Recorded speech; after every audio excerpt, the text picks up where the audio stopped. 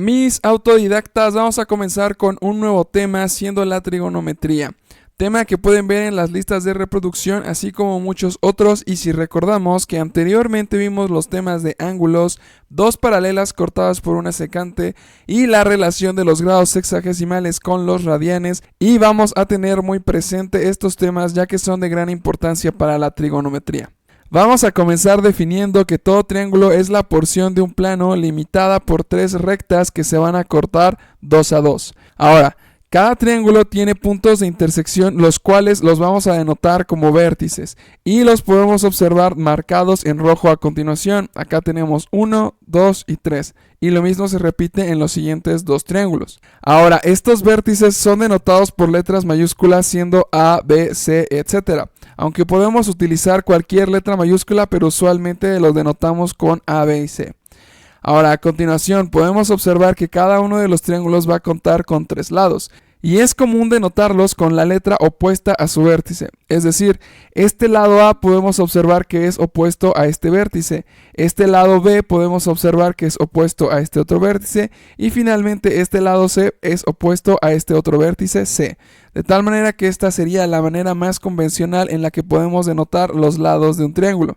Finalmente podemos observar que un triángulo tiene el total de 3 ángulos, y como aprendimos anteriormente en nuestro video de ángulos, estos ángulos los podemos denotar como el ángulo ABC, el ángulo BAC y el ángulo CAB, o de igual manera podemos poner una letra independiente a cada ángulo, siendo teta, alfa, beta o gamma, etc.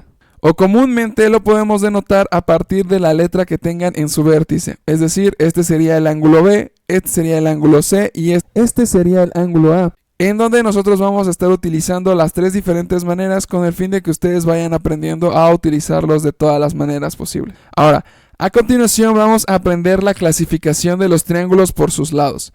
Y tenemos que empezar por la clasificación más común, en donde vamos a empezar por la clasificación del triángulo isósceles. Ahora bien, el triángulo isósceles es un triángulo que tiene 2 lados iguales y uno diferente. El lado que es desigual lo solemos llamar la base del triángulo. Por otro lado, podemos observar que los otros 2 lados van a ser iguales, de tal manera que el lado AB va a ser igual al lado AC. Eso nos quiere decir que el ángulo que vamos a tener como B y el ángulo que vamos a tener como C van a ser también iguales entre ellos.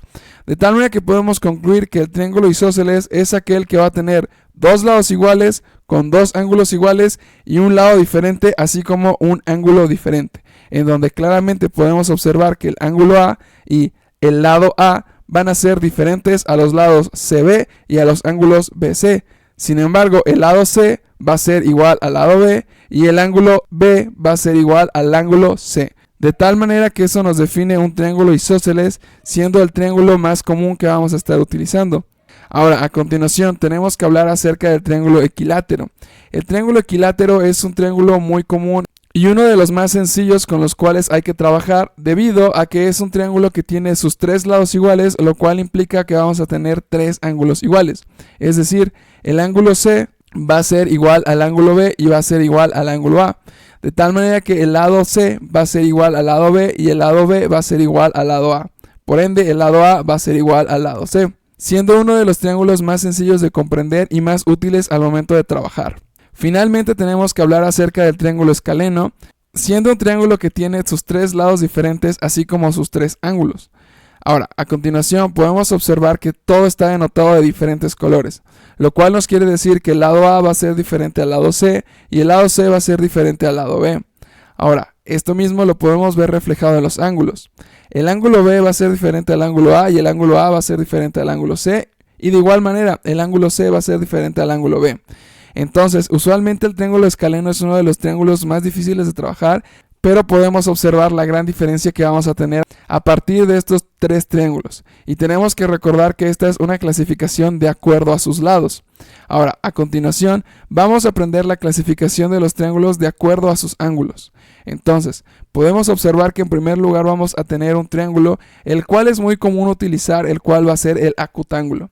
El acutángulo básicamente es un triángulo el cual todos sus ángulos van a ser ángulos agudos, es decir, alfa, beta y gamma van a ser menores a 90 grados, siendo uno de los triángulos que usualmente vamos a utilizar cuando entremos a los vectores y de igual manera cuando entremos de lleno a la trigonometría. A continuación es momento de aprender el otro triángulo, siendo el triángulo obtusángulo. Básicamente este triángulo se caracteriza por tener un ángulo obtuso, es decir, tenemos un ángulo el cual va a ser el ángulo ACB o el ángulo C, el cual va a ser mayor a 90 grados pero va a ser menor a 180 grados, siendo uno de los triángulos con los cuales no vamos a estar trabajando mucho, sin embargo un triángulo bastante común. Y finalmente tenemos que hablar de uno de los triángulos con los cuales vamos a estar trabajando la mayor parte de nuestra formación académica, el cual va a ser el triángulo rectángulo. Básicamente el triángulo rectángulo se caracteriza por tener un ángulo recto, el cual podemos verlo acá marcado y como previamente lo hemos visto en nuestro video de ángulos, está denotado por este pequeño cuadrado en el ángulo C. Ahora, es importante remarcar que los lados que van a formar este ángulo recto van a ser conocidos como los catetos. Es decir, este lado CA y este lado CB van a ser los catetos. Ahora, el lado opuesto al ángulo recto va a ser la hipotenusa, es decir, el lado AB. De tal manera que esas serían las características que va a tener el triángulo rectángulo y a partir de este triángulo vamos a poder definir las funciones trigonométricas, las cuales vamos a aprender en un siguiente video.